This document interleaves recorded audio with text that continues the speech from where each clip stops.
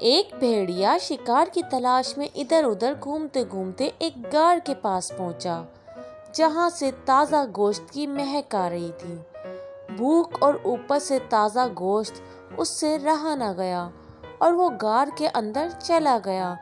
جب وہ غار میں پہنچا تو اس نے اپنے دوست چیتے کو بکری کھاتے ہوئے دیکھا تو حیرانی سے بولا، ارے تم کہاں غائب تھے؟ اکیلے ہی پوری بکری کھا رہے ہو؟ چیتا بولا، ہاں بھائی، شکار کے لیے محنت کی اور اب اس محنت کا پھل کھا رہا ہوں۔ تم سناؤ، خیریت ہو؟ بڑے کمزور دکھائی دے رہے ہو، حالانکہ پہلے تو اچھے بھلے صحت مند تھے۔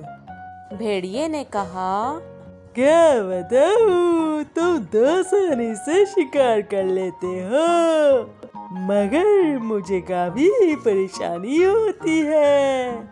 قریب کے گاؤں سے روزانہ جنگل میں بکریوں کا ایک ریوڑ گھاس چرنے آتا ہے، مگر ریوڑ کے ساتھ بہت موٹے تازے کتے ہوتے ہیں، اس لیے میں ان کا شکار نہیں کر پاتا۔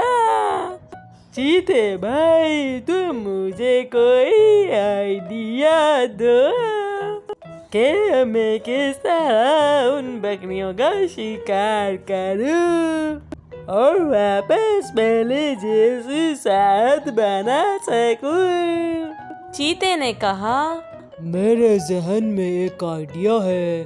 میں نے جو بکری کھائی ہے اس کی کھال تم لے لو اور کل صبح اسے پہن کر بیٹھ جانا، اور جیسے ہی بکریوں کا ریوڑ آئے تم بکری کا بھیس بدل کر اس میں چپکے سے شامل ہو جانا، اور آگے کیا کرنا ہے یہ تو تم خود جانتے ہو۔ سمجھ گیا چیتے بھائی، کیا آئیڈیا دیا ہے، واہ واہ۔ چیتے کا شکریہ ادا کرتے ہوئے بھیڑیے نے وہاں سے کھال اٹھائی اور رخصت ہو گیا۔ روزانہ کی طرح جب اگلے دن بکریوں کا ریوڑ آیا تو بھیڑیا وہ کھال پہن کر چپکے سے بکریوں کے ریوڑ میں شامل ہو گیا اور ایک بکری کو اپنی خوراک بنا لی۔ اس کے بعد وہ روزانہ ایسا کرنے لگا۔ بھیڑیا بڑا خوش تھا کیونکہ وہ بغیر محنت کے روزانہ ایک بکری کو اپنی خوراک بنا رہا تھا۔ کچھ دن گزرے تو مالک کو بکریوں کے کم ہونے پر تشویش ہوئی، مگر اسے کچھ سمجھ نہیں آیا کہ سیکیورٹی ہونے کے باوجود بکریاں کیسے کم ہو رہی ہیں۔ مالک نے سیکیورٹی کی ذمہ داری چالاک لومڑی کو سونپ دی۔ چالاک لومڑی چپ چاپ رات کو بکریوں کے باڑے میں گئی۔ جس وقت سب بکریاں آرام کر رہی تھیں، وہ دور سے بیٹھی ایک ایک بکری کو بغور دیکھ رہی تھی کہ اچانک اس کی نظر ایک بکری پر پڑی جو ایک آنکھ سے سو رہی تھی۔ اس طرح کہ ایک آنکھ کھولے دوسری آنکھ بند کر لے اور دوسری کھولے تو پہلی آنکھ بند کر لے۔ اس نے یہ ساری بات مالک کو بتائی تو فوراً مالک کے ذہن میں ایک خیال آیا کہ اس طرح تو بھیڑیا سوتا ہے۔ اس نے فوراً اپنے عملے کی مدد سے دھوکے باز بھیڑیے کو پکڑ لیا۔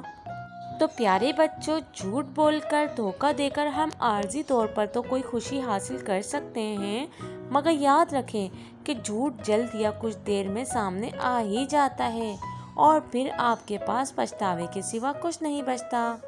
تو آج کی اسٹوری اچھی لگی ہے تو چینل کو سبسکرائب کر دیں۔